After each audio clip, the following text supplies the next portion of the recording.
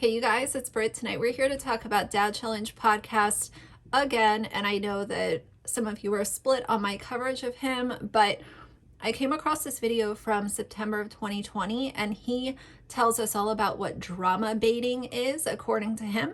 And he also lays down some rules for himself that he very shortly later breaks and completely just like makes himself a huge hypocrite. And it wasn't that much later, so I want to review this with you guys. We're going to learn some things. I know that some of you are split on my coverage of him, but as I said in other videos, I discuss problematic YouTubers and influencers, and he definitely fits that description, and I would say that he overly fits it. It just spills over with his toxicity and negativity that he puts out onto this platform, and we're going to talk about it. So if you're interested, please keep watching.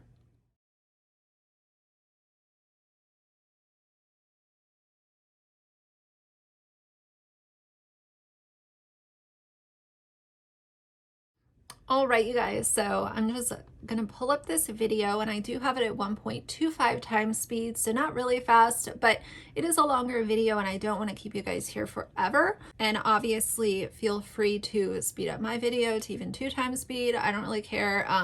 You know, sometimes people will tell me that I talk too slow, and when I review my own videos, I speed up my own voice, so I don't take it as an insult. It is all good. So this video was published on September 10th, 2020. What is drama baiting? Are T channels detrimental? PewDiePie needs to watch this. Oh, okay. For what? Like he's trying to get attention from larger YouTubers, and obviously I guess that could be a way to put his title in the, or put his name in the title. Kind of weird, whatever. Now I want you guys to keep in mind, this was coming kind of out of the summer of the Micah coverage. This was when a lot of people were really on board with Josh and his message. He was not being really vile and mean-spirited with his commentary. He was sticking to his agenda, and he was delivering his opinions in a digestible fashion.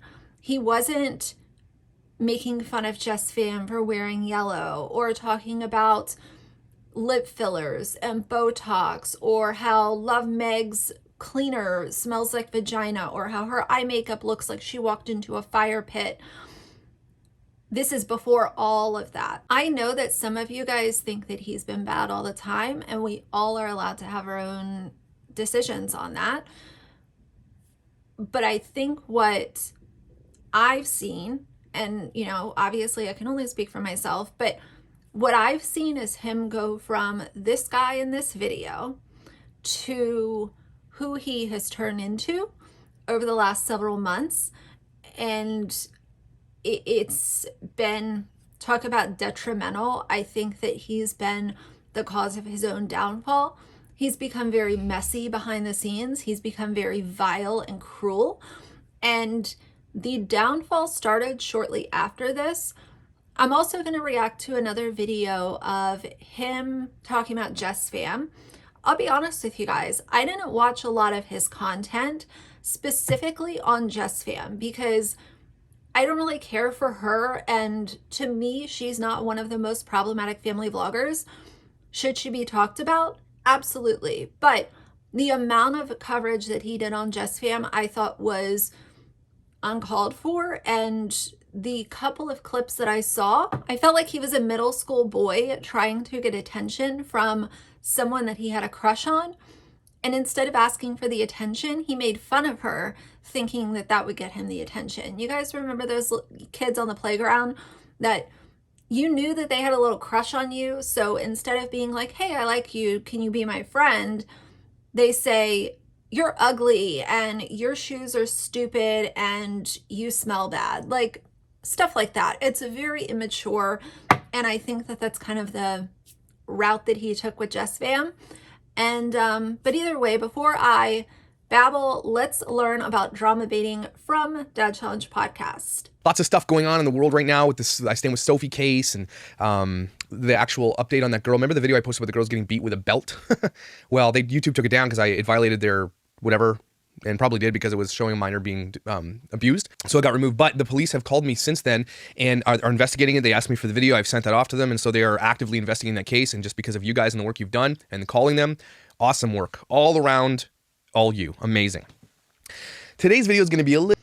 Early on, he knew that his fans would do a lot of this work on his behalf, and that has stayed true the entire time.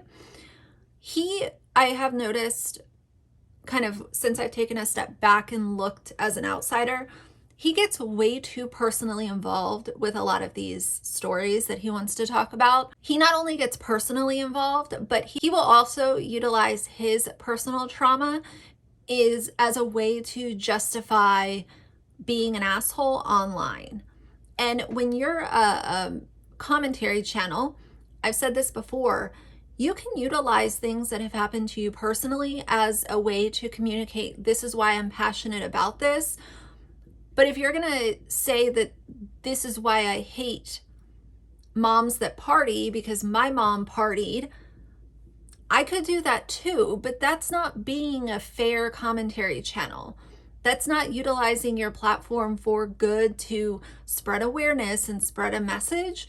It's trauma dumping and then exciting your fans and encouraging them to do work on your behalf. Little bit different. I've been wrestling with the idea of, do I talk about this? Because up to this point, I've made it kind of a rule to not address drama against me. After I did the one about the YouTube mama drama, who called me out. And the reason I did that is because they called out my wife, and just don't do that. So fair warning, you can come at me all you want. I am fair game to you. Like, I put myself out there, like Mike and James do, and I berate them, and 8 passengers, and I berate them, and everybody who deserves to be berated, I do it. I'm fair game. Just don't talk about my family. It's the whole thing with him not wanting people to talk about his family. The one issue that I have with that is, should his family be, or his wife be held accountable for things that he says? No, she should not. But the problem that I have with that is, it's not like his family is completely offline. They've been a part of his YouTube content. His wife has been coming on and singing during these fireside chats that he does, and his kids have been in Instagram stories and featured on his social media. So it's not like he's really trying to protect his kids, because if he was, they would not be anywhere on YouTube in videos, because remember, consent is key. So if your small children especially are too young to consent, why does his daughter have her own YouTube channel?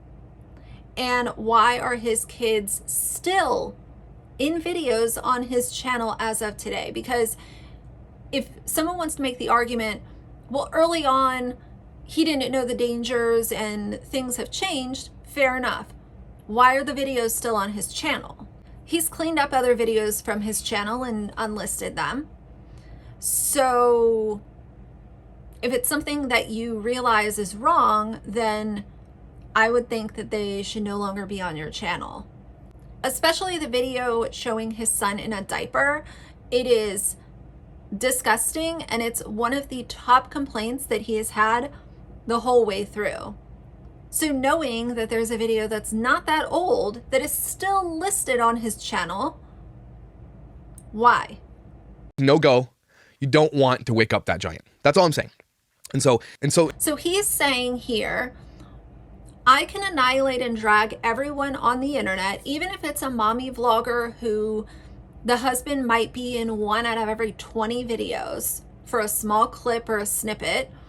I'm allowed to fully attack them, but nobody's allowed to even mention my wife, or else you're gonna piss me off and that's a monster that you don't want to fuck with. Very threatening, very much you don't want to mess with me because I'm the big bad bully kind of energy. And that person did, and so that's why I called it out. And it probably shouldn't have. It should just be a rule to ignore drama. So today we're talking about drama baiting. I looked everywhere. I think I came up with something. Drama baiting TM. And I want to talk about the good and bad about it. T channels, drama channels, commentary channels, and things like that, and how this all kind of meshes together, and what I've learned over the past 3 months being a monetized YouTuber. And some of you don't even realize that you're part of this drama baiting network. And a lot of you want drama. Do I judge you for that? No, not really, because I actually add to the drama myself, and I'll admit it freely. I don't consider myself a tea channel, and if He didn't come up with drama baiting, by the way. It's been in the Urban Dictionary since 2014. So you can't TM something if it's been a part of the internet since 2014. Secondly, he really likes to put himself on this pedestal of, I'm not a tea channel, I'm not a drama channel, you know, tea channel bad, me good kind of vibe. And I realize that there is a difference between tea channels and commentary channels. But typically, the things that commentary channels are not doing that a lot of times tea channels are doing is adding to the mess. And Josh, a lot of times, both on his channel and behind the scenes, has added to mess. And he's gotten involved in things that he shouldn't have been involved in. And he's been responsible for spreading hearsay, conspiracies, and rumors.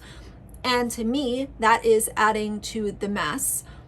So you might want to put yourself on a pedestal, Josh, but it cannot be argued that you have added to mess. So be careful before you put yourself on that pedestal when it can be so easily disproven that you have contributed to messy nonsense both on your channel and behind the scenes. said this multiple times, and it's just not what it is. A tea channel is a channel on YouTube that covers the latest thing going on in pop culture.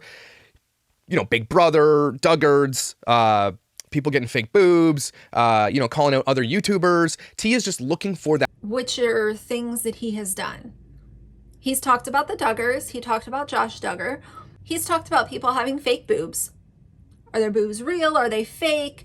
And instead of talking about the latest drama with reality TV stars consistently, he just talks about what's going on with family vloggers. It went so far off the path of, I'm here to be an advocate for kids that are being exploited, to we're going to talk about home decorations and why Just Fam looks ugly in the color yellow. That just juiciest piece of gossip that's going to get you a little bit more views. Because a lot of people... Juiciest piece of gossip to get you more views. The exact same thing that he has done with not only family vloggers and influencers, but he also did during the entire Gabby Petito story. And what happened with all the money that came in from Gabby Petito? Allegedly, it was going to be put to good cause. We never saw any receipts for that. And then we heard how Josh put his wife through nursing school, no loans, making money off of a dead girl that was a victim of domestic violence.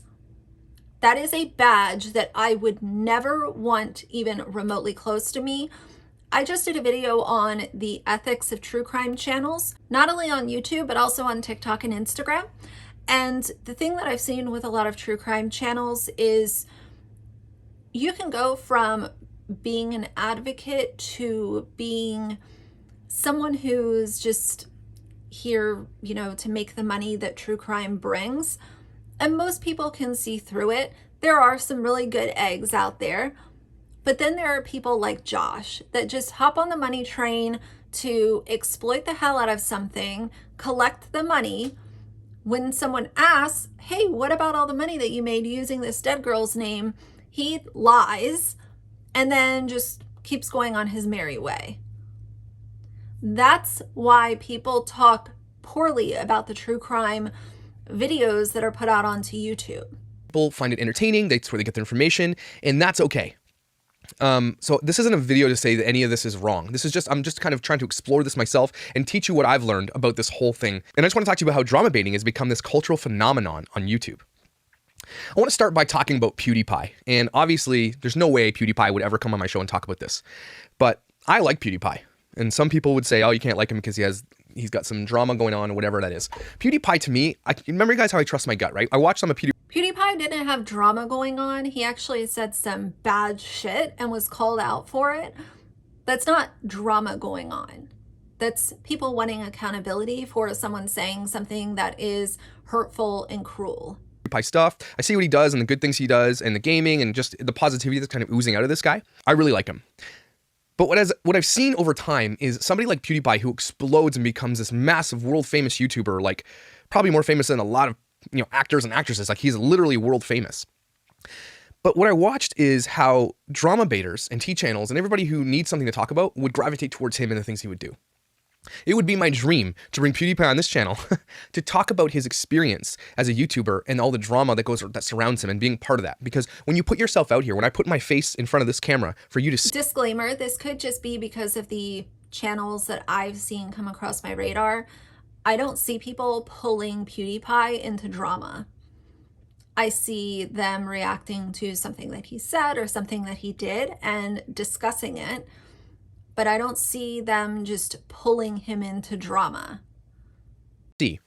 What I'm telling you is that I think I can stand on my opinion and my commentary enough that I'm looking you in the eye and I'm telling you what I believe. I have enough wherewithal, I have enough integrity, I have the ability to put my face out there for you to watch me. So he is throwing shade at YouTuber Headlines. These two had a tiff a while ago, and I completely forgot about this little mess that they basically, Josh caused the mess by striking her channel. And so he's throwing shade at her right now by saying, I'm putting my face out here. I have integrity. I have this, putting himself up on the high horse like he likes to do. I'm better. You're no good, so on and so forth. I've talked about faceless YouTube channels before, and I said in that video, you never know why someone is faceless. It might be because the type of job that they have. Maybe they can't have their face out there.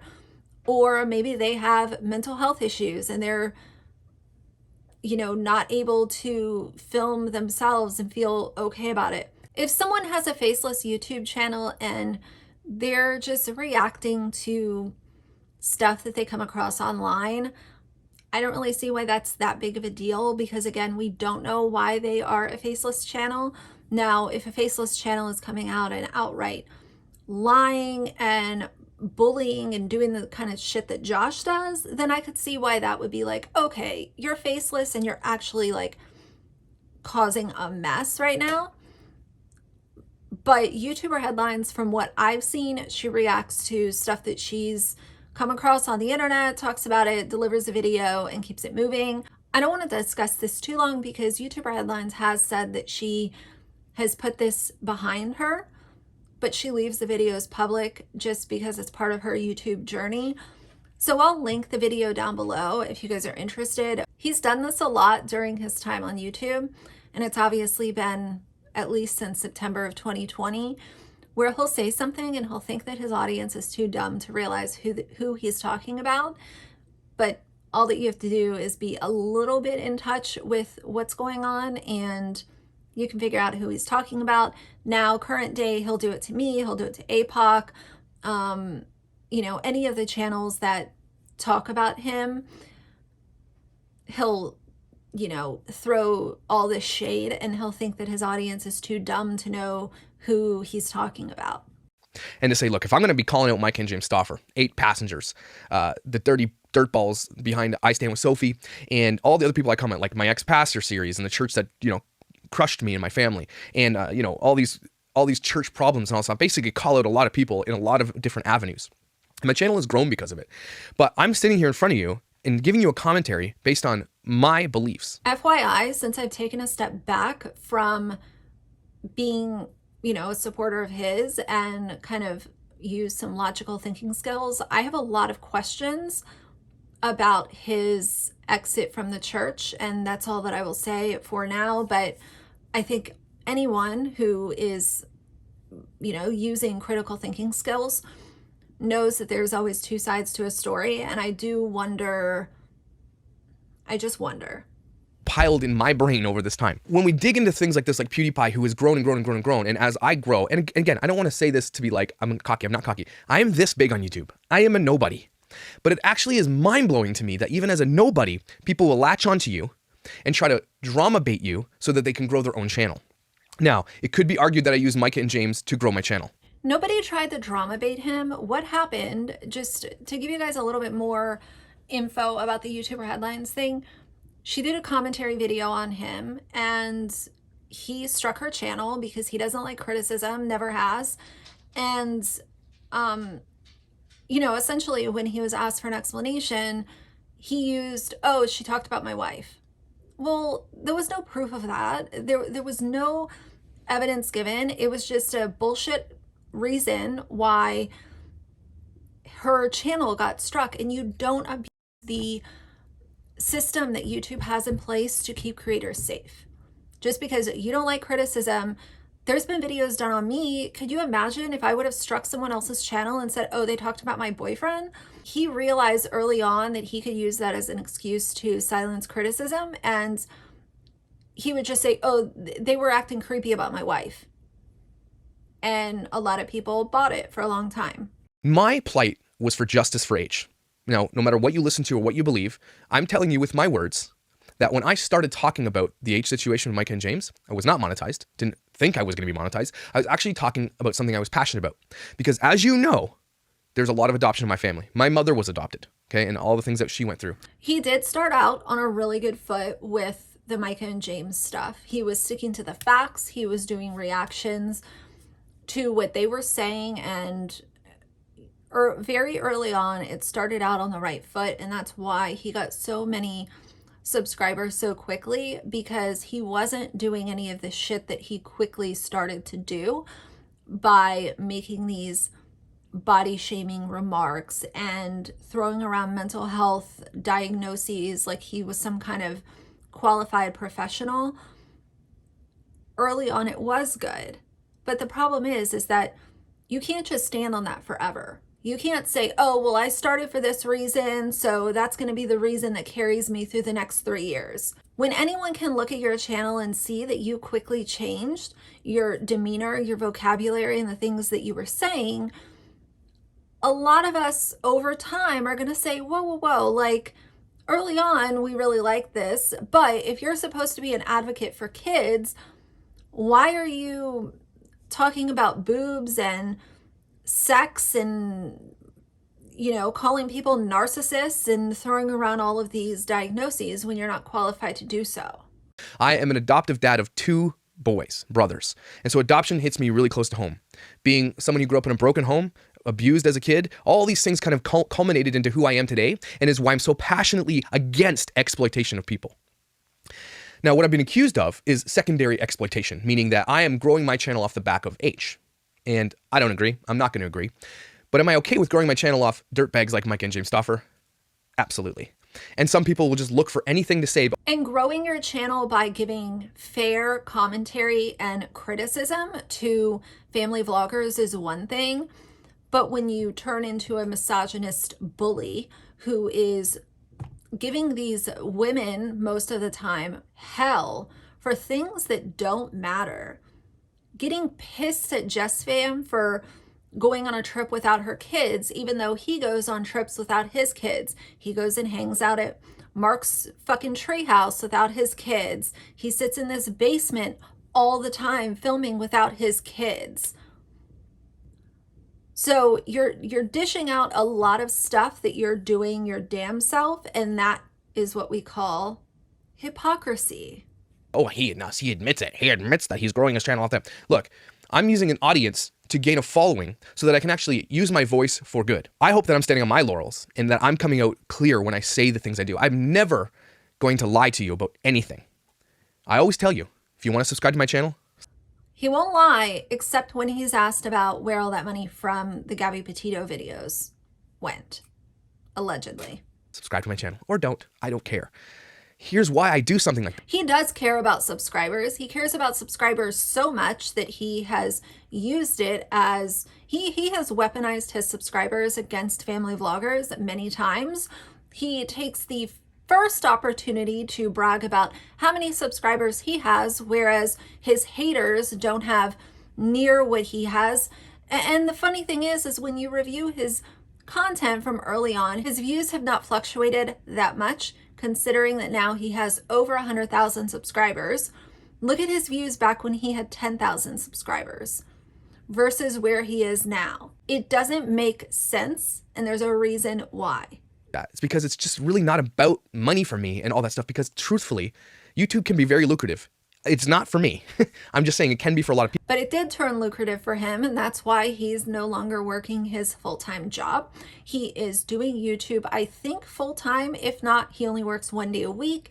And it did turn into a job. So all that hating that he did on family vloggers doing YouTube full-time, he is a full-time YouTuber now. Now, I've said for the longest time, I will not do YouTube full-time. I will always have a job outside of YouTube because YouTube is just way too unpredictable, and I like to know bare minimum, I'm going to get this much from my full-time job. I have my benefits, and YouTube, whatever, some months you might get this, some months you might get that, and then it might go down, and then it might like go back up again. I will not do YouTube as my full-time job. Now, I said early on, my picture perfect scenario would be working at a full-time job, maybe 3 days a week, and then being able to work for on my YouTube channel the rest of the time. But I need some sort of stability, something that I can count on, because it's just not, YouTube as a full-time gig is not going to be for me. Bare minimum, I will keep a part-time job, and that's a promise that I will always stand on, because I know who I am, and I can say it aloud and not be called a hypocrite a couple months from now. Now, that's why I want to dig into the T channels and why people do these things and the monetary gains that they can make for it. But I just wanted partly in this video to just come across to you. But Josh, you are a T channel. Whether or not he's been in complete denial, I consider him to be a T channel, because he veers off from the facts very often, and he knows the money that he can make by talking shit about someone like Jess Vam or Micah and James. It turned into just like a slam fest of insults and fuckery, to be honest. And he saw the money come in, and that's why he continued to do it, and he continued to get darker and more vile with his commentary. He is a T channel. To be clear about my intentions about how I started, so that it cannot be argued, okay? So again, yes, I started talking about Micah James. I became monetized after a couple of videos, and I realized, hey, this is great. I spend about 5 hours, on average, about 5 hours creating one of these videos that you watch. I value quality, I value excellence, I have very expensive equipment that I use, this mic, this camera, and I've shown you how to do that, and I'm willing to help any creator who needs it, because I'm about helping others. In my opinion, what he started to do was he started to reach out to other YouTubers that did similar content to him as a way to extend an olive branch, to say, hey, I'm going to help you. What kind of equipment are you working with? What do you do with this? He contacted, he talked to Amanda Pants too. You all know Amanda Pants, and she's fantastic. But he contacted her, and he contacted Sincerely Sharon. Pretty sure Sloan and BX were in there as well. I was. Annie, 10 to Life. So he reached out to these people to say, hey, I know it all when it comes to sound and camera and stuff. Let me give you some tips. But in my opinion now, that was a way to extend an olive branch. So none of us would give him criticism, and none of us will come out with videos saying, hey, we don't really like what we're seeing here, because then it would be like, oh, but he helped you. I'm sorry, guys, like sending someone a message and saying, hey, here's a suggestion for a camera and a mic. That's not a friendship. That's not an alliance. That's not someone that you owe loyalty to because they gave you a suggestion when you didn't even ask for one. And some people don't believe that. It's absolutely true. If I could ever spread my wealth of wisdom, or if I was wealthy and super rich, I would be probably one of the most generous people, because I just feel like that's part of who I am. And I'm not just trying to float my boat. As I talked about, so generous that he exploited the hell out of Gabby Petito and then kept the money for himself, allegedly based on all the facts that I know. Because here's the thing, if you're going to do a donation, you should tell your audience about that, because he was called out a lot for the Gabby Petito stuff. And if something good was going to come out of all of the AdSense that was collected, you would want to tell your audience about that instead of ignoring it and acting like it never happened. my channel started growing. And yes, still the biggest videos I have on my channel are about Micah and James. Do I apologize for that? Nope. Here's why.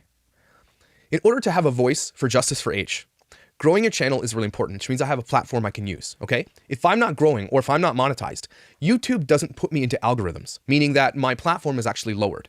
So doing videos like I Stand with Sophie, where I will never monetize that. But the problem with the Micah and James stuff is that he overdid it at a certain point. Like, initially everyone was on board, and we understand Justice for H was very important. We were all totally on board with that.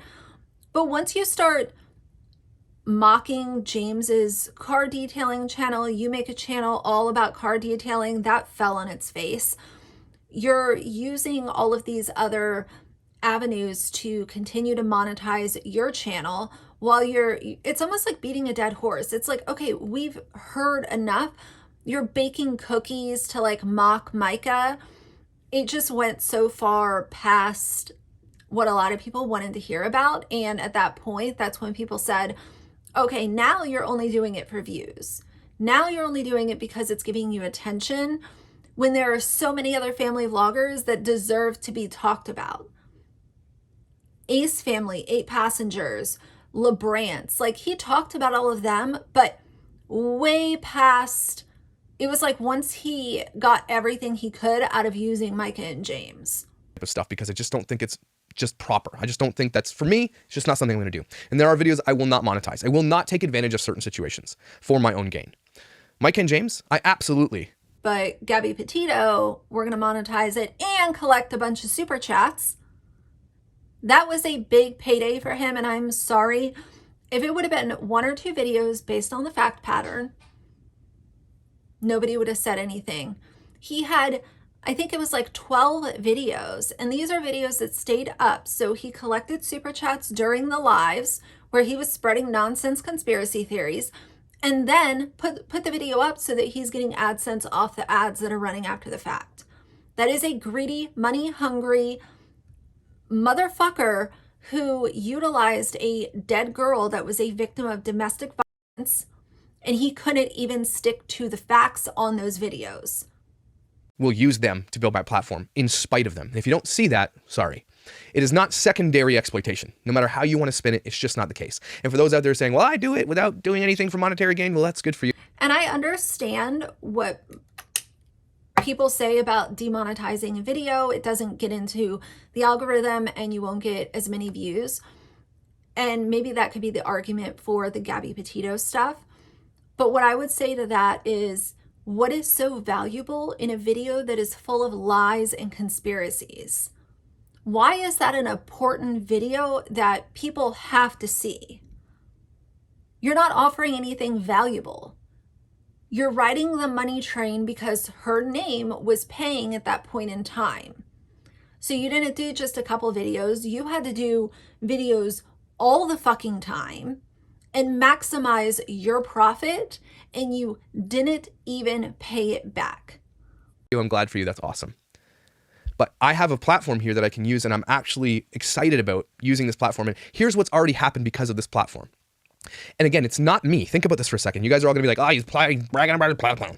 It's not me. It's the people who follow this channel, who subscribe to it, who are passionate about the same things I'm passionate about, who actually do the actions. My platform is here to mobilize these people for those actions. So he mobilizes his stands to go out and do his dirty work for him while he sits back and collects the paycheck. That sounds like some kind of weird internet cult where you're getting all of your followers excited and pissed off about the people that you're talking about, and you send them to spam Instagram comments or leave honest reviews for the Moss's business because they were family vloggers, and you encouraged your subscribers to go leave an honest review on Google. Remember? You mobilize this army, and I'm not saying all of your subscribers, but there are a chunk of his subscribers that do dirty work for him, and he's the one that sits back and collects the paycheck. So if you feel good about spending your time that way, then that's your journey. But a lot of us sit back and wonder, What in the hell is going on that these people are okay with doing this man's dirty work while he sits in his basement and talks about women's boobs? Ew. Whatever they may be, whether that's trying to cancel Stauffer Garage, whether that's trying to cancel Micah and James Stauffer, whether that's getting justice for H, whether that's finding this mother that beat her kid with a belt for 20 minutes on Instagram Live. So many good things have already happened, okay? Look at, and it's not just because of me. There's so many other channels out there, and I hate that everybody's like, don't mention everybody. Sloan did a great job covering Micah and James and still does. Amazing. BX Beast Boy, same thing. He's just an honest guy who's covering the dirt and the nasty people, and I love him. And he called me out on a couple things. Cool with it. You know what? Again, I always tell you, if I'm doing the dirt, He wasn't cool with it. That started an entire issue that I saw some of the stuff behind the scenes. It was a hot damn mess. He was not okay with being called out. Period. Never is, never was. I don't care what he says. He is not okay with being called out by anyone. if I'm doing something wrong, I'm being called out, call me on it. I'll likely learn from it. I'm always learning. Without a crystal ball. I know you guys, a lot of you guys absolutely hate Without a Crystal Ball. And I get flack for it in my thing. I'm not connected to Without a Crystal Ball at all. We've never been connected. I reached out to her very early to ask her some advice. And we just never talked. She's just very private, and she doesn't do collaborations, and it just never went anywhere. And to this day, people are like, stay away from her. But here's the issue. Without these major, and Def Noodles is another one, okay? Without these 4 major people, okay? Including my channel and a couple others for sure. Like, this story blew up. So like it or hate it, like those people or hate those people, some good came from what they talked about and what I talked about.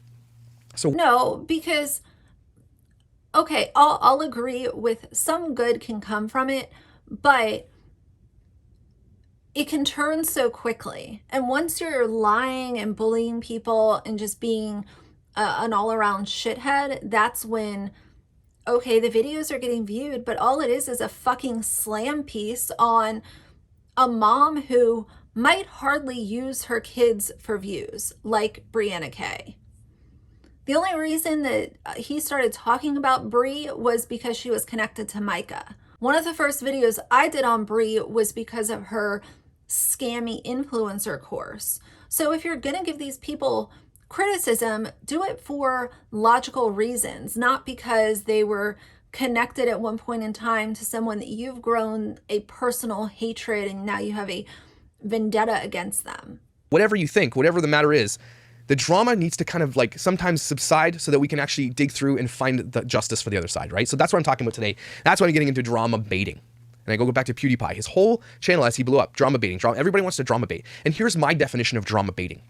So recently someone made some comments about me in a couple videos and that stuff. And their main job when they start these channels, these T channels, is to actually bait the people that they're talking about. So in my case, I did not credit a person for a video that I used and then later clarified, apologized, and credited the said person. The said person then made 3 videos about me. YouTuber headlines, that's who he's talking about. And I don't believe that people are automatically trying to drama bait people. I think that most of the time it's just people with opinions, criticism. They want to talk to their community about it. They don't necessarily want a response from the other YouTuber, because that's when we get into these feuds and these tiffs where it's one person makes a video, the other person makes a video, one person makes a video, the other, and it turns into a 10 video series over the course of a few days. And then people start to really hate each other, then they're going real life, then they're contacting employers, showing up at, you know, each other's houses. Things can get very scary very quickly. Do I think that there are some commentary and T channels that want a reaction? I'm sure they're out there, but most of the time it's just someone with opinions. They want to put the opinions out and it is what it is. And a lot of times those opinions are valid criticism. And if you want to veil everything as drama baiting, oh, they just want my attention, they want me to say their name, that's not how everything works. Like I said, I know that there are people out there that just want attention. That is their end goal. But a lot of times it's just opinions. That's all. And that's fine, because it's T. But what she wants to do is bait you, drama bait you. I dare you to respond to this. I dare you to do this by saying half-truths and falsities and like taking my words out of context and everything else. And that's okay too, okay? Because look, I'm here on this channel, just like my... So then one could say that he drama baited APOC by putting out a video, taking things out of context and basically enraging his audience, mobilizing his audience to go send hate to APOC. So if we're talking about taking things out of context, I think that that's something that Josh has been guilty of on more than one occasion. So he is the drama baiter in that situation. And James, just like everybody else that I call out, and I am fair game for you to call me out. But the drama baiting is the tool of the trade for T channels. Not every T channel does this. It's just expect. He acts like he's so cool with being called out by people. He fucking hates it. He's hated it from the get-go. He thinks that he's doing God's work on his platform, and he acts like, oh, well, yeah, I know I'll be called out. It's just part of the game. He does not like it at all. To bait drama, but there are specific T channels out there that literally are just waiting with a bated breath for that person that they've called out or made fun of or bullied or whatever to come out in defense of themselves so that they can be like, see, I was right, or see, and then they can make another piece of content about them. Okay, so let's talk about bullying, because as of right now and as of the last couple of months, Josh is an internet bully. Period. That's my opinion. I'm not going to say that it's fact because it is just my opinion, but based on everything that I've seen, he is an internet bully. He's an online bully, and he's a bully behind the scenes and up front on his channel. So we could say that by him bullying Micah, Brianna K, Love Meg, Shannon Rose, 8 Passengers, Jordan Page, Crazy Pieces, Crazy Middles, all of these women that he has said things about their personal appearance, he has come up with assumptions, he has spread conspiracies about everything from why they bought their house to what they're doing when the camera's not on to their sex lives. All of those things considered, Josh is a drama baiter. How funny and how the tables have turned. To know so much about drama baiting, but based on your own content, Josh, you are now the drama baiter. So you're the fucking bad guy. That's why people have issues with him, because he is a bully, and according to his own definition, he is the drama baiter. Right? And then inadvertently, their followers will also tag on and reach out to me and say, hey, did you know that this person is saying this about you? It's also drama baiting, even if they don't realize they're doing it, because they're actually wanting you to step into the drama too. The reason why this works is because everybody likes drama. I like drama. My wife watches Big Brother and what is it called? Survivor. That literally is all drama, and she thrives in it. I love drama. Everybody likes a piece of drama. I like political drama myself. So if I'm following the US politics or Canadian politics or whatever it is, that's all drama to me. And it's very interesting because it's a lot for me. It's a lot about learning about human characteristics, psychology behind behaviors, and trying to understand that, because I think that makes me a better person. Understanding behaviors just makes me more aware, right? So when we're getting into these channels, I'm gonna go back to that channel that made those videos. I will never respond. Like, this is sort of a response, I guess, but I'm never going to be baited ever again. So YouTube Mama Drama, he might not respond by calling people out directly, but he will respond by doxing you. He will respond by talking to his little army of stans and mods that he talks about all of us behind the scenes. He will respond by throwing indirect shade on his channel and saying how everyone's coming after me and whatever, oh, they used to support me, they didn't get the attention that they wanted. It has nothing to do with that. It's the fact that Josh has become a fucking bully. We've seen it, we've called it out, we've shared our opinions, and he has the ego the size of his, country of Canada, and he can't take it. So he melts down and he doxes people, and he, talk shit about people behind the scenes. That's his way of responding. No, he might not do a whole expose and respond, but he has a way of responding. He baited me, and I responded, and I shouldn't have. And I've since privatized that video, and only my members can watch it. But again, they called out my family, and it's kind of where I got a little upset. So again, if you're calling out my family, I probably will be baited. So just don't. Because it's just not, again, I'm fair game, and I will always say that. My family's not fair game. It's just not the way this rolls. And so even though his family is online and he did a lot of family vloggers type of content, but nobody can say anything about his family, well, one could argue that why is he talking about people that are not heavily involved in these YouTube channels? Spouses who are not in videos on any type of a consistent basis. We're drama baiting. When you're actually reaching out to another YouTuber or a fan, or you're a fan of another YouTuber and you're seeing this person say something and then saying, hey, did you hear that? You know, this person said this about you. And then you're like, and I'm like thinking, no, because what they're trying to do is connect everything in case you missed it, right? So drama baiting is done by this web of like where the person starts it. And he claims that, oh, someone so-and-so told me about this. Josh watches all of the videos made against him. And I can tell you this from back, you know, almost a year ago when I would talk to him sporadically behind the scenes. I can tell you that he would see videos made about him. Now, was it that someone maybe sent it to him? Possibly, but I also believe that his ego needs to be in full contact of who's talking about me, who said this, who said that. And even if you act like you're above it, his actions would prove otherwise. The T channel or the T personality starts it. Then their followers go out and they spread the web of like, hey, did you hear this? Did you hear this? And they spread the lies too, which is, it's fine. I mean, whatever. I will never lie to you guys ever, right? But T channels have to lie. It's just kind of the way it is. They have to pad the truth. They have to like make things seem worse than they are or better than they are. They just have to because they literally thrive on. By the way, I'm sorry if you guys can hear that equipment. They're completely like remodeling our whole pool. So it's going to be going on all day. I cannot not film right now. So I apologize if it's annoying. But as far as lying and twisting the truth and making things fit your own narrative, these are all things that he does current day with a lot of different family vloggers. Coming up with his own narrative, coming up with his own conclusions, trying to pass them off as fact. He is a lot more like Without a Crystal Ball than he would ever want to admit. But it's the lying, it's the twisting the truth so that he can get more clicks and more views and more attention.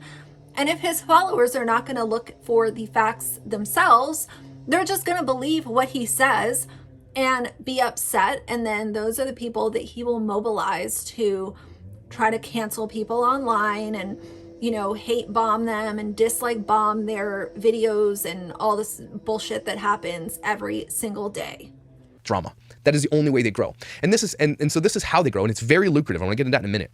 So all these T channels go out, they say a bunch of these things, and then those major fans of those other platforms will, hey, did you hear what Dad Challenge said about something? And then that person will be like, oh, that's not fair or whatever, right? So they all do it because they want to be part of this network, and it grows each of them. Some drama channels have built drama with other drama channels in tandem. Like they'll call them up and be like, let's start some drama. This is an age-old thing in the media right now too, where a bunch of where singers or actors or whatever will get together and they're publicists and they'll all sit down and they'll like, we have to create drama because we have to be in the news cycle. Drama is created, okay? And so it's been a very lucrative thing for a lot of people like TMZ, any news whatsoever, and it has been proven that artists and actors and actresses use this form to get themselves in the media. It's just a very, very lucrative thing. So if you want to start a YouTube channel and you want to make money and get monetized fast, do T. And I've got a multi-channel network with Wander with Intent. We are launching something. If you want to do a T channel that's like honest and you've got something interesting to say, we would love to team up with you because I'm not against it. But it wouldn't be cool to do a T channel that actually is fair. So yeah, because he's the most fair person on this platform. Here's why it's lucrative, because drama channels on YouTube are some of the biggest channels. So you're following them because you want to see the drama, and those channels grow exponentially. Now, someone like Without a Crystal Ball is massively a T channel, right? And unapologetically says that she's a T channel. She even says in her title, T, it turns, right? So that's not to say anything against her, but... And Josh is a T channel, but has been in denial of being a T channel. T channels will insert their own opinions, they will trauma dump, they will twist the truth, and he's done all of those things. So, Joshy boy, you are a T channel too. What happens as she grows is that she'll say something inappropriate, or someone perceives as inappropriate, or actually does something inappropriate, or has an action that's inappropriate and gets called out on it, and then it grows this small community of people that are against her. And I'm not saying that's wrong or right. I'm just saying that that's kind of the territory. And that's exactly what happened with him. He became inappropriate. He became a misogynist bully who was absolutely talking about stuff that should not be talked about. And people started to have issue with it. Fellow YouTubers had issue with it. They started to share their opinions. He had a meltdown, and here we are today. which is the same thing that's happening with me. Same thing that happens with Sloan, same thing that happens with BX Beast. Everybody gets this. Look at PewDiePie. He's probably got one of the biggest levels of hate on YouTube and the biggest fan base. So as you grow, no matter what you do on YouTube, right? I'm not sure I can find a YouTuber out there that's grown that doesn't have any some. As soon as you get to a certain level, a small T channel or a T channel will actually use you to prop up their platform. And it works. It absolutely does. But here's my promise to you, everybody. I'm no longer going to be drama baited ever. I will never respond to untruths. If someone actually Lies. calls me out for real, like I did something super inappropriate or whatever it is, and they actually have a valid concern, I welcome them onto the show. Okay, I always have.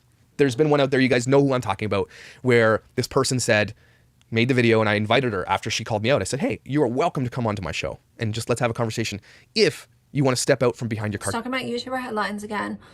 Here's the thing though, when you're an online bully, nobody wants to come onto your show. Nobody wants to do a video with you because you are a misogynist bully who will twist things to fit their own agenda. And nobody wants to have a conversation with you because you have proven that you are not someone who can handle having a conversation while simultaneously being called out. He is someone who will claim all day and night that if someone calls him out for something he actually did, he will have a conversation.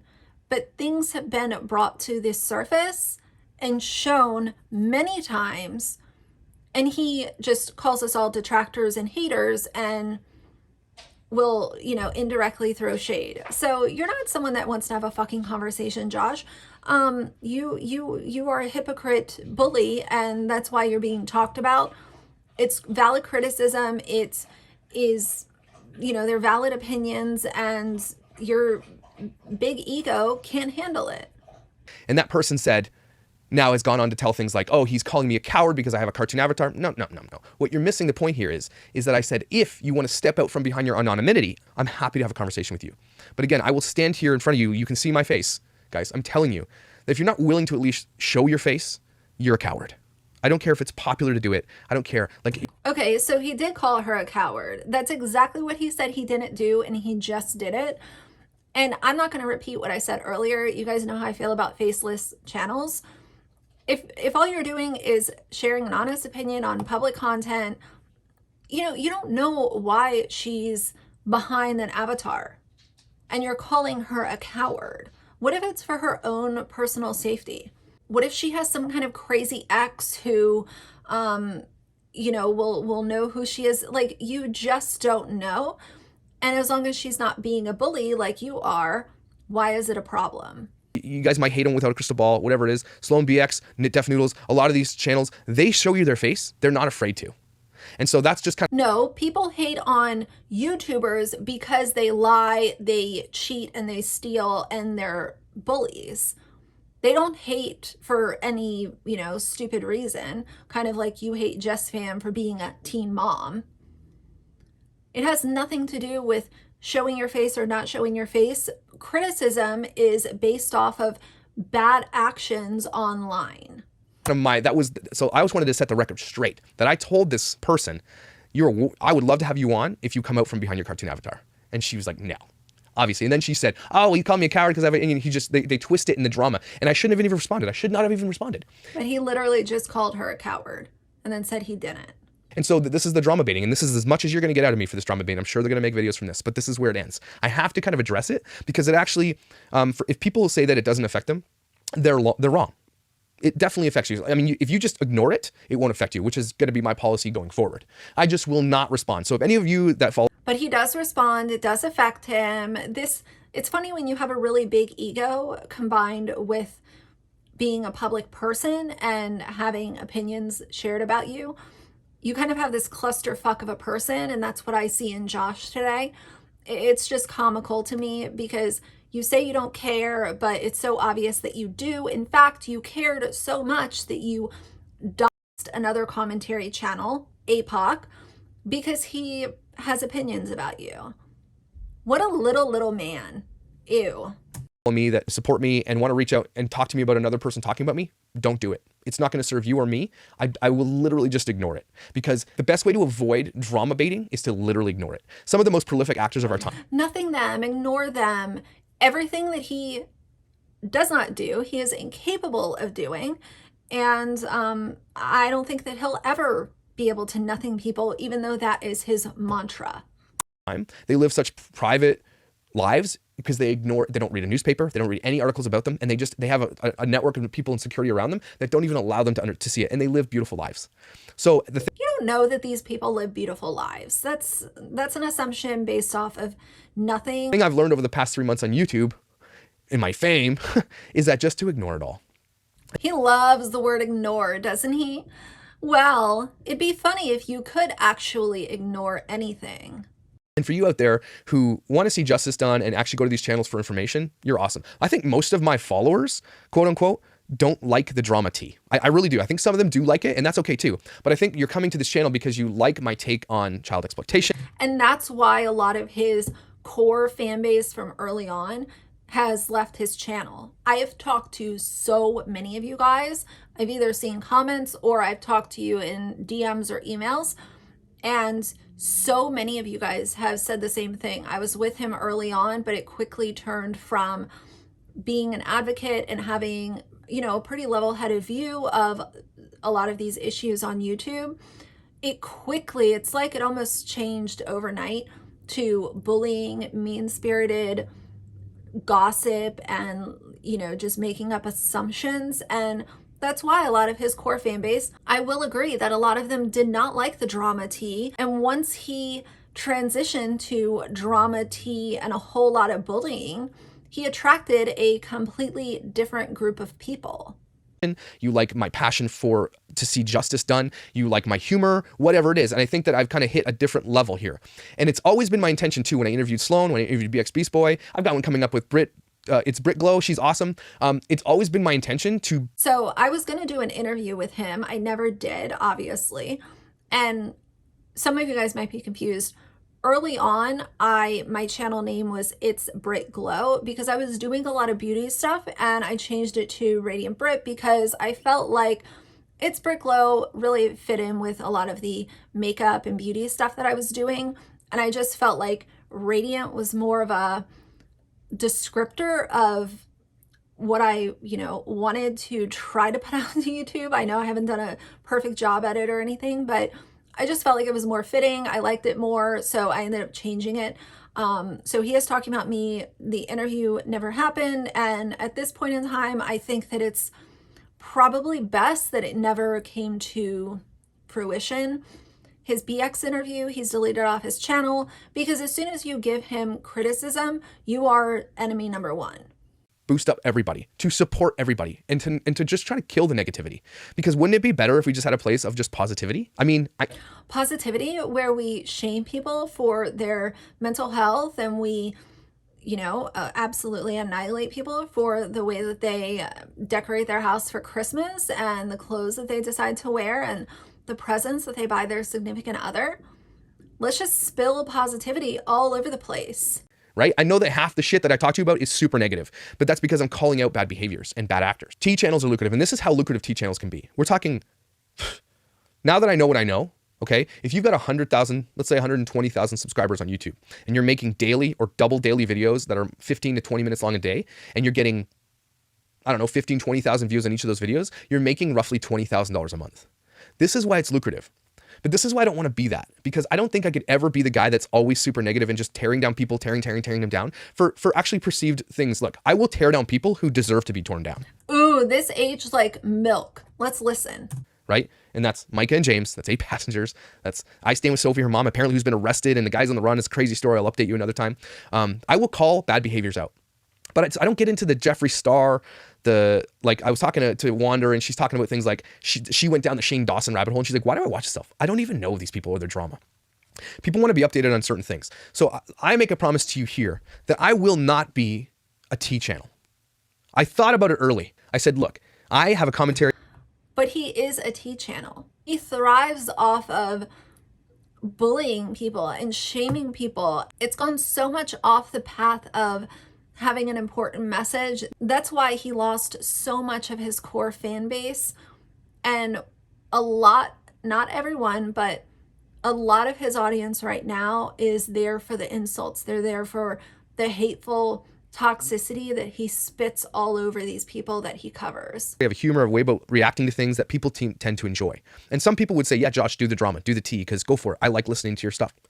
It's not going to happen. Maybe it's another channel. I don't know. But for now, it's about developing the thing that I have going on here. And that's just kind of just being a dad and talking about things from a dad's perspective. So let's not get it twisted from tea. I'm a dad challenge podcast, meaning I'm a father. And so I'm trying to look at the world through a father's eyes and give you my perception of it and my take on it and my commentary on it. Whether I'm wrong or right, I had to apologize to Mike Long about giving him a little flack and being a little hard on him. And that, to me, helps me grow. And a lot of you guys commented that you appreciated my apology. It's fine. It was for Mike, and he reached out to me as well. But now he doesn't apologize. He bullies people. He is completely out of line with the things that he says about these women specifically. And he doesn't give two shits. He does not care anymore. Getting an apology out of him for being an asshole is like literally pulling teeth. Even with Brianna K, we had to wait over a month for him to her address because he wanted to know how far Target was from her house in Hawaii.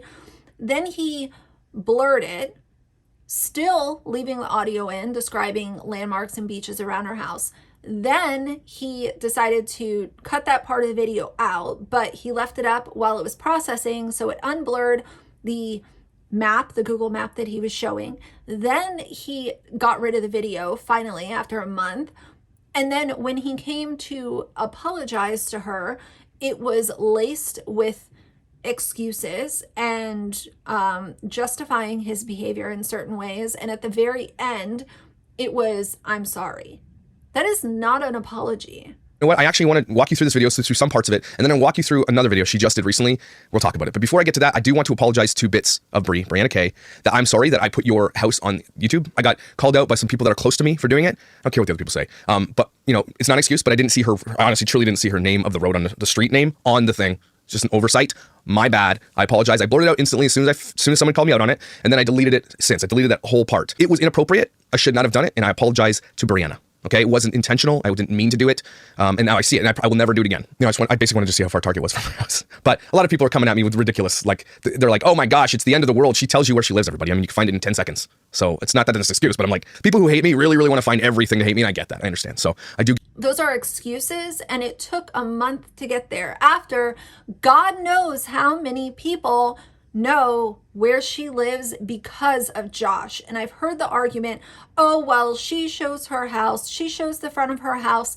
It's not his fucking business to show Google Maps of a place where a family lives. Because if someone did it to him, you bet your ass he would fly off the handle and them and send his army of fans after, you know, all hell would break loose. You and I both know that all hell would break loose if someone did that shit to him. That's great. I am not always going to be right, okay? And sometimes I will make mistakes. I'm a human being. T channels don't allow anybody to have any leeway with anything. As soon as they find some hint of drama, they latch onto it like a freaking tiger, and they need that to feed their channel. And so for right or wrong, how you spend... Look at what he's done with Jess Fam. He latched onto her and he has bullied and dragged her. And this is coming from someone who, I don't like Jess Fam, but the way that he talks about her is absolutely disgusting. He is a T channel. He is a bullying T channel at that. He's not a commentary channel, and he is not an advocate for kids on YouTube. Nobody in their right mind would take him seriously if an organization came across his channel, because he has so many followers, he's leading the movement. If an organization came across his channel, they would laugh at him within the first 5 minutes.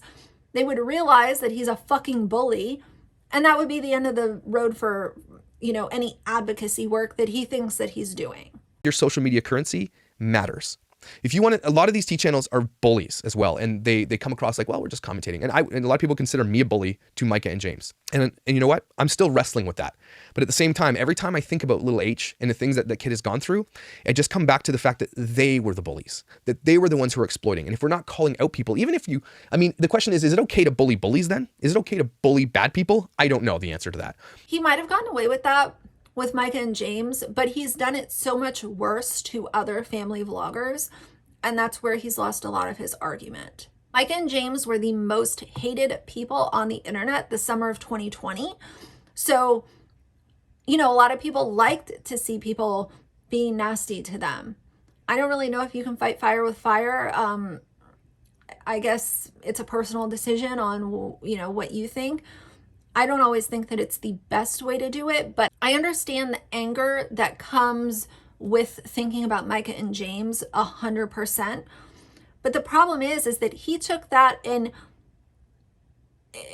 even did it worse with other family vloggers who have not rehomed their kids. So what's your excuse with them? So that's why I wrestle with this a lot, right? And that's why I try to put some positivity in by interviewing guys like Sloan and BX and just trying to be like, hey, tell me about you. Let's forget the drama and talk about you for a little while, because like, you're awesome and I think you are, right? That's why I try to do that. I'm not trying to boost my channel by... And now Annie is his only friend on YouTube. Well, I mean, collaborations are for boosting channels. That's kind of what you do to collaborate. But again, you guys seem to think, a lot of you seem to think that I'm like super wealthy from YouTube. I work sometimes 15 hours a day at a real job. I come home right now, it is 11:38 p.m. Not anymore, because of all the fucking people that he's bullied and the fact that he has exploited Gabby Petito. He's probably still got that money left over. Josh wants to talk about the money that family vloggers make off their kids. Let's talk about the money that he has made off of exploiting a dead girl that was the victim of domestic violence, and all of the money that he's made by being an internet bully to other people online. So much so that he doesn't even work anymore. He is what he hated early on. I came home, I worked 12 hours today. I feed my family. My wife's a full-time student. My kids are in school. I am the breadwinner for my family. YouTube does not contribute almost nothing to my income at all. So please don't think that I'm just becoming wealthy because of this. If it happens, I'm more than happy to accept it. I'm not going to lie. But it also helps me to get my platform boosted so that when I do have something to call someone out on, the true justice and the true dirtbags out there, that I will have that platform to use. Yes, but when you're a bully leading up to that point, nobody's going to want to hear you out when you actually have something important to say. Because now, to a lot of people, Josh is just known as the bully, the misogynist, the pig, the asshole. So if something were to happen tomorrow, sure, people would listen, but it will not have nearly as much of an impact as it would have if he was not an asshole all the time leading up to now. And for people calling me out on monetizing, sorry, that's the rock in the hard place with YouTube. That's kind of the necessary evil. If I'm not growing and I'm not monetized, I don't really have a voice because I do not get put into the algorithm on YouTube. That's the long and short of it. The only way to get bigger on YouTube is to be monetized and to grow your channel and to make more money. It's just the way it is. If I can help people, I will. And I have. And I'm not going to tell you what I've done to help people because it's not why I do it. Okay? And so anybody out there who says, well, if I need to literally lay out the things that I've done for people, there's no reason to help people. Okay? This is what he does. He gets called out and he's like, oh, well, I don't have to tell you that. I don't have to show receipts for that.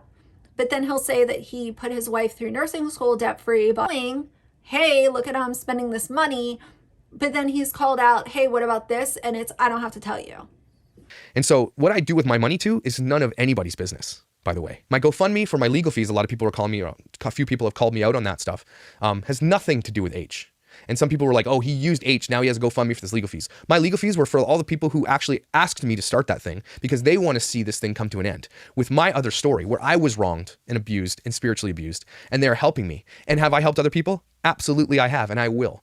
And so you can say what you want, and I guess it is your prerogative to do that because I am putting myself out there for you to ingest. And so that's fair game. And so I'll try not to complain about it. But just all I'm asking for T-channels is to just... Not that he does nothing to people that have opinions about him. He ignores them. Dial it back with the bullying and the harassment. Ooh, bullying and harassment. What he does every single day on his channel now. And we're going to get into some exhibits of that in 1 second. Some Instagrammers with harassment and absolute just crazy lies, because in the end, it'll come out. The truth always comes out. You guys know that. The truth always comes out. It's never... The truth always comes out. So time's a ticking. Never hidden. I've not once on this channel ever lied to you guys about anything or been unforward about anything. A lot of people said, well, what about the GoFundMe for H? And I did a video on this. And some people are like, what'd you do? And I told you what happened. Okay. The lawyers and everything, they had it shut down. I don't know, like it must have been the lawyers because who else would have had it shut down? And I refunded every person that donated to that. Didn't go into my pocket. It never would have anyway. And even if I couldn't refund it, it was going to go to a nonprofit adoption agency for China or whatever I could have done. But it got refunded because maybe that was wrong of me to do. And I called my own self out on that and said, okay, maybe I shouldn't have done this. And I felt bad because I actually thought I was helping and I guess I wasn't. So again, stop. I don't know what he's talking about here. I have no clue. But YouTubers being called out for sketchy GoFundMes, that is not a good thing to have attached to your name. I don't know. From what I've seen, a lot of YouTubers, once they're tied to having sketchy GoFundMes, it's kind of like it follows you. It can follow you for years too. But I don't know anything about it, so let's keep going. Stop lying is all I'm asking. If you're going to tell the truth, fine. If you're going to call my videos as he admits to doing all these things, sure. I'm not a perfect person, but I'm always going to be forward and honest with you guys about my intentions, what I'm doing here, and how this all works. So drama baiting is just one of those things that is this cultural phenomenon that no one is talking about. So if you want to be part of the drama baiting because you want to add to the noise or to the drama itself because you like it, more power to you. I'm not judging you. Just don't drama bait me, because from this point forward, I will not speak of any drama about me unless it absolutely is true and that I have to come out and talk about it and apologize or whatever it is. But what about all the true criticism that's been given to him over the last few months, and he has just thrown shade and ignored it?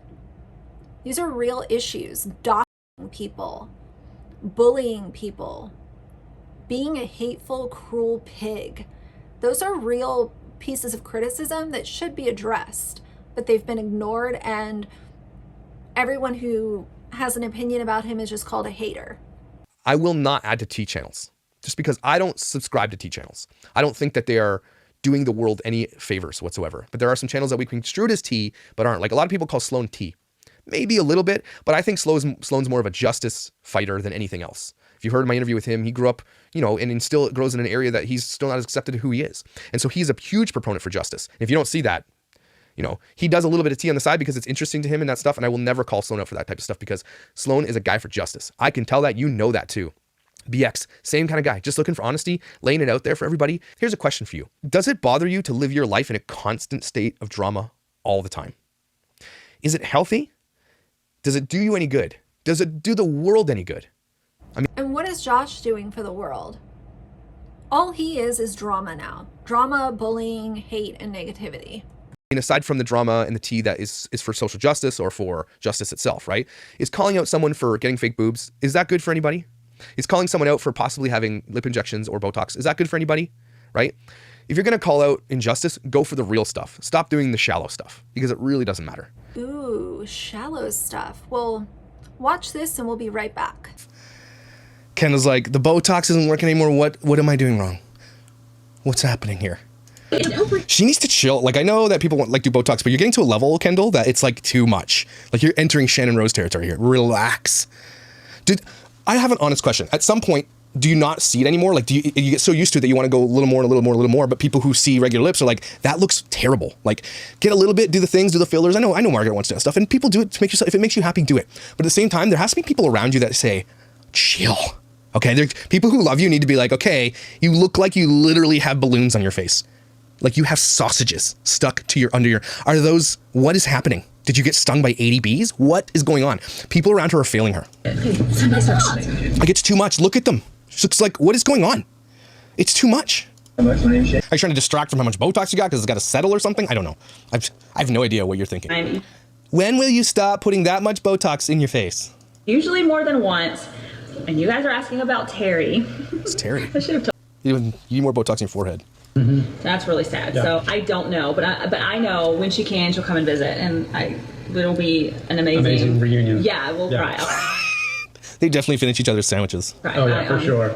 Because she literally loves this Terry girl more than her own children. That's. Welcome to today's tons to do video. There's tons to do, everybody. Literally tons to. Is it way more expensive in Hawaii to get Botox and stuff and fillers and all that stuff? Is it like way more expensive or is it the same? All right.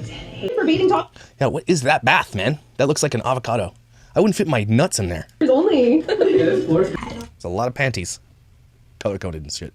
That's a lot of bras, right? Or is it just, am I getting in trouble for this? My wife only has like 5. I felt there's like 10 bras. You know how much bras costs? You guys know. I didn't know until my wife's like, well, I thought I was going to go get a custom one. So I was like, I will pay for a custom one for your birthday, right? So I went to okay, first of all, did you guys know that there are people who literally just size women's boobs for a living? That's their job. Their job. What school do you go to for that? Anywho, she got a custom bra because my wife's things are custom. And it was like $300 for a bra. For a bra. To hold your boobies. $300. Okay, my most expensive underwear from Winners, and they're like $8.99. I do feel sorry for you ladies and all the shit you have to go through, so let's just be there. Condolences. Those clips that I just showed you were from March and April of 2021.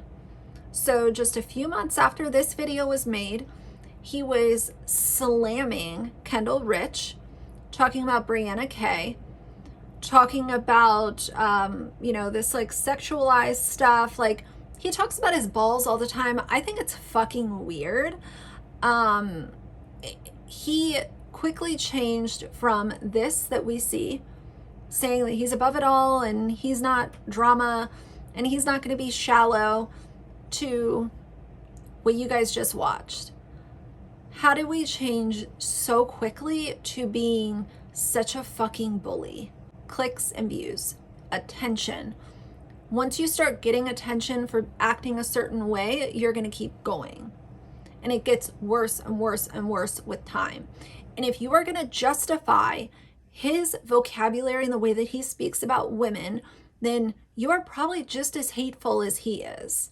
And again, does it help anybody? No, it helps the tea. It helps the channel itself. He was getting clicks and views, he was getting attention, and it continued to grow. So he kept doing it. And as a matter of progression, he got worse and darker, and none of it is funny. It is all so twisted and gross.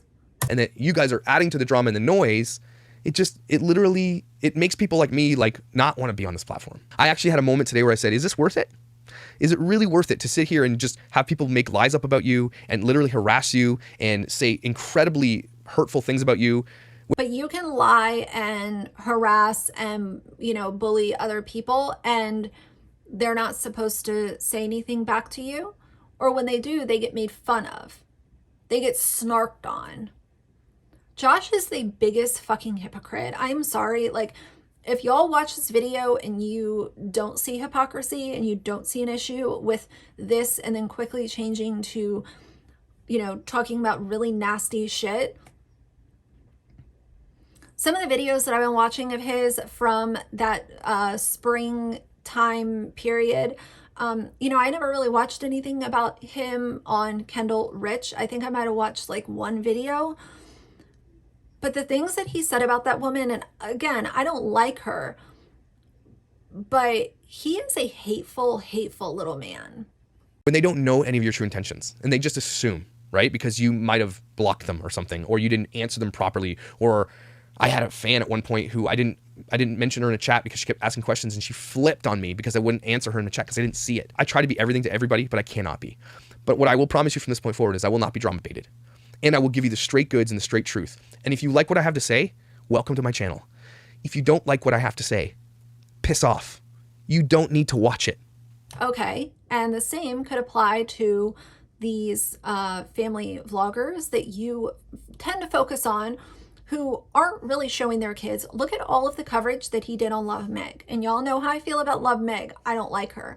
But he did so many videos on her, so many parodies, so much bullying and harassment was sent her way because of him covering her. If you don't like it, piss off. The same philosophy can be sent to Josh, but we're putting content out to a public platform. So telling people to piss off is just you showing what an egomaniac idiot you are. That's your social media currency.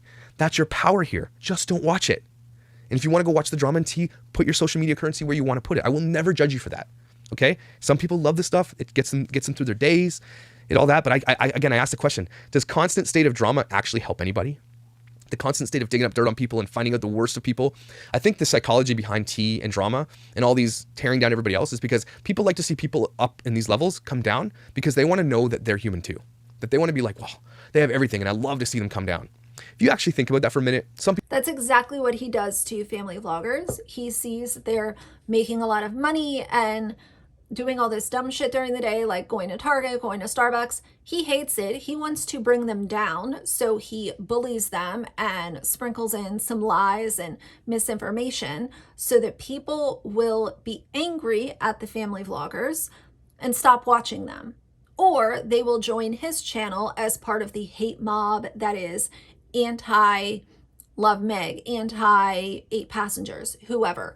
And again, I am never on the side of family vloggers, but I also will stand on the side of you can have a very strong opinion about any of these YouTubers, and bullying and harassing and insulting them by saying that, oh, she looks like she has sausages on her face, and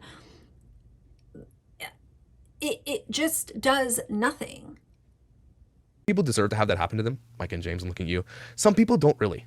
And some people just are trying to live their life. But if you're rising up and someone else isn't rising up, a lot of this has to do with massive jealousy. Someone's channel's growing bigger, someone is this. I'm never gonna be jealous of another YouTuber's channel. Like, I love Lies. that everybody can grow in here. And if I can help you grow, I will help you grow. Like, I'm about this. Let's lift everybody up. There's not a competition, everybody. We can all be here together and grow together. I can't. Let's lift everyone up by insulting their decorations and them, putting them in harm's way. Let's just lift everyone up and spread the positivity by absolutely annihilating people and calling them bad parents for things that everybody does. Believe that people still think it's a competition. I can't understand the jealousy between people about you said this and you're doing this because I gave you this video or whatever it is.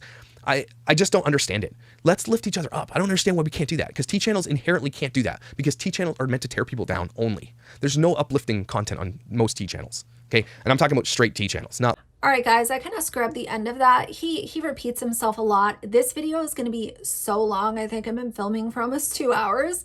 So I want to just thank you guys for hearing me out. I feel like this is an important video because if you guys are like me, you watched Josh early on and you were on board with his message and you realized how quickly things changed, and you kind of stuck around to give a second and third and fourth chance. And at a certain point, you just can't excuse the behavior any longer.